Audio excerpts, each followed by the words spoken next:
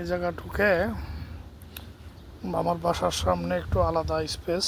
এখানে বাচ্চারা মাঝে মাঝে একটু বসে ক্যারাম বোর্ড খেলে, আমিও মাঝে মাঝে যখন ফ্রি থাকি তখন এখানে বইসা একটু চা কফি কিছু খাই।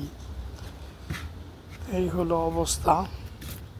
আজকে সারাদিন অফ ছিল, কাজ অফ থাকার কারণে আসলে বাসায় ছিলাম। এই যে আমাদের বাসার সামনে চেরি ফল গাছ, চেরি পাকা শুরু হয়েছে। এই যে আবার মিষ্টি কুমড়া গাছের ঝাড় লাগানো হয়েছে, টমেটোর চারা সুন্দর। তবে এবার গত বছর যখন এই বাসায় ভাড়া উঠছি তখন চেরিগুলা অনেক ছোট ছোট হয়েছিল। এবার আমি আবার একটু যত্ন করার জন্য ওই যে গাছের গোড়াটা খোসাইয়া দিছি, খোসাইয়া দিয়া পানি দেই। তো 2 দিন ধরে আবার বৃষ্টি হচ্ছে, যার জন্য আর পানিও দেওয়া লাগে না।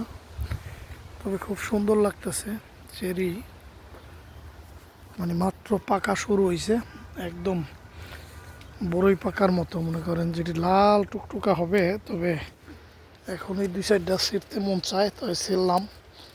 যখন এদিকে বের হই তখন ওই বড়ির মতো মনে করেন যে 2-4টা ছিঁড়া খাইতে থাকি। তো সত্যি ভালো লাগে যে আসলে কি বলবো, যে এই যে চেরি গাছটার সাথে মানে খুব সুন্দর চেরিগুলা যখন লাল হয়ে যাবে পরিপূর্ণভাবে, লাল হয়ে গেলে আরও ভালো লাগবে।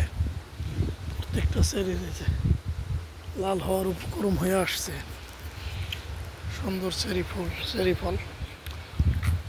বিসমিল্লাহ।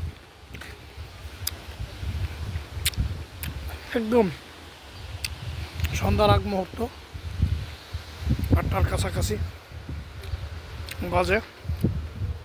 এটা হলো আমার বাসার ব্যাক গেটে যাচ্ছি। ব্যাক গেট বলতে এই দেশে হলো পিছনে উঠানের মতো রাখে, সামনে না। এখানেও এবছর একটু শীত বেশি ছিল, যার জন্য গাছগাছালি বড় হয় নাই। এখানে কিছু গাছগাছালি লাগানো হয়েছে। এই যে ধনিয়া পাতা ফুল আসছে, ডাঁটা বুনছি, বইতে শাক হয়েছে। তারপরে এই যে এখানে ডাঁটা শাক, কুমড়া, শসা। তারপরে এই যে এই জাংলায় আছে এই যে আঙ্গুর ফুলের গাছ।